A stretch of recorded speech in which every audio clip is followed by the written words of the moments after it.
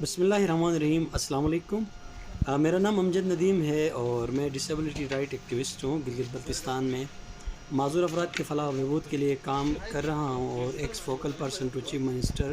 آن disabilities رہا ہوں 2 دفعہ، اور اس کے علاوہ امجد ندیم فاؤنڈیشن کا سربراہ بھی ہوں۔ جیسا کہ آپ کے علم میں ہوگا کہ گلگت بلتستان میں اس دفعہ بلکہ پورے پاکستان میں جو سیلابی صورتحال تھی، جو بارشوں کا صورتحال تھا، بہت سارے لوگوں کا نقصان ہوا تھا۔ بہت سارے دوستوں کے گھر بار، ان کی گاڑیاں، ان کے جو کھڑی فصلیں تھیں وہ تباہ ہو چکی تھی، اور خاص کر گلگت بلتستان کے جو ہمارے ڈویژن گلگت ہے وہاں پہ، جس میں سب سے زیادہ جو متاثر ہونے والا علاقہ تھا وہ گیزر بوبر کا ایریا تھا۔ میں یہاں پہ انتہائی خود کو خوش قسمت سمجھتا ہوں کہ بلتستان ریجن سے اپنے گلگت بلتستان ریجن کے جو دوست تھے، گلگت ریجن کے جو دوست تھے، ان کی تکلیفوں کو کم کرنے کے لیے، ان کی مصیبتوں کو کم کرنے کے لیے، ان کے شانہ بشانہ کھڑا ہونے کے لیے، ان کی دلجوئی کرنے کے لیے، اور ان کو یہ احساس دلانے کے لیے کہ آپ اکیلے کھڑے نہیں ہیں، اہلیان بلتستان کی بھی آپ کے ساتھ کھڑے ہیں۔ ہمارے محترم سلیم رضا صاحب اور ان کی پوری ٹیم گلگت آئی تھی،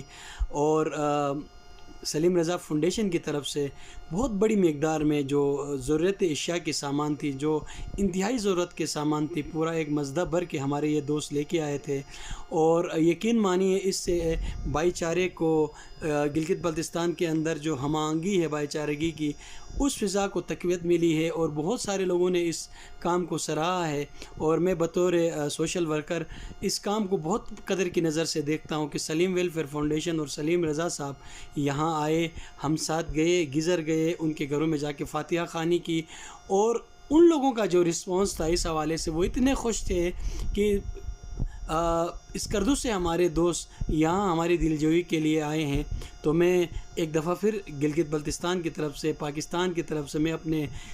بلتستان کا بیٹا جو سلیم صاحب ہے ان کا دلی مشکور بھی ہوں، اور امید بھی رکھتا ہوں کہ کیونکہ آگے اور بھی جگہوں پہ اس طرح کے معاملات ہوئے ہیں، جس طرح تانگیر کا ہے، چلاس کا ایریا میں اور نگر کے ایریا میں ہے، اسی طرح اہلیان بلتستان اپنے گلگت کے